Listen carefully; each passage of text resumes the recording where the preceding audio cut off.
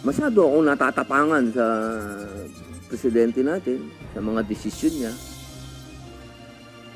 Pero siyempre, desisyon niya yan eh. Kung sa tingin niya, yun ang maganda para sa bansa, bakit ko naman siya kukontrahin? Ito ang pananaw ni Senator Robin Padilla sa mga hakbang ni Pangulong Ferdinand Marcos Jr. para tugunan ang tensyon sa West Philippine Sea. Kasunod ito ng pakikipagtulungan ng Pilipinas sa ibang bansa, gaya ng Maritime Cooperative Activity kasama ang Australia, United States at Japan. Ganoon din ang Trilateral Leaders Summit ng Pilipinas, US at Japan, kung saan dumepensa ang China sa naging pahayag ni US President Joe Biden at sinabing hindi ito magpapatinag sa Mutual Defense Treaty. Tingin ng senador, mas lumalala umano ang tensyon sa West Philippine Sea kumpara sa panahon ni dating Pangulong Rodrigo Duterte. Ayon sa senador, dapat sa mga kalapit na bansa humihingi ng tulong ang Pilipinas. Nag-iimbita na tayo ng mga kapitbahay natin galing sa malalayong lugar na sana inayos muna natin yung mga kapitbahay natin. Pwede naman tayong humingi ng saklolo doon sa ASEAN kasi yun ang malapit sa atin. Pero ang desisyon ng ating Pangulo ay humingi siya ng tulong doon sa nasa Europa, nandoon sa Amerika, at yung Japan, desisyon niya yun. Siya ang arkitekto ng foreign policy natin, so okay. Pero kung ako ang tatanungin ninyo, sana hindi na umabot doon. Hinihimok ngayon ng senador ang Pangulo na ipaliwanag sa publiko ang ginagawa nitong hakbang kaugnay ng West Philippine Sea at posibleng epekto nito sa bansa. Hindi ito ang oras. Lalo na sa mga oras na to na magpakita pa tayo ng pagkontra sa presidente. Siguro hindi ito ang oras na maging divided tayo.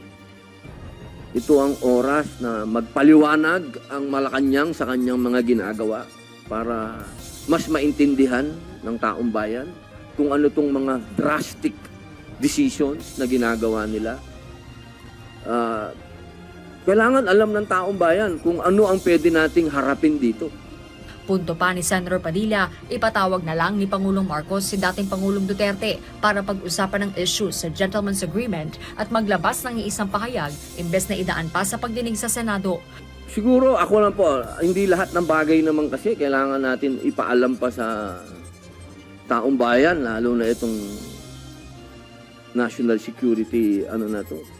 Ang linaw po na nung panahon ni Pangulong Rodrigo Roa Duterte, hindi naman tayo nagkaroon ng ganitong klaseng escalation. Ngayon lang kasi ito medyo lumaki na lumaki.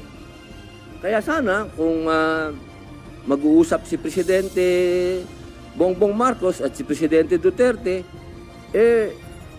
mag-usap na lang sila ng private. Hindi na kailangan idaan sa hearing at malaman pa ng China kung ano yung pinag-uusapan natin. Pero si Senate Deputy Minority Leader Risa Hontiveros na naghain ng resolusyon para maimbestigahan ang Gentleman's Agreement sa Senado, nanindigang dapat isa lang sa pagdinig ang issue dahil sa taliwas na mga pahayag ng ilang opisyal ng nakaraang administrasyon.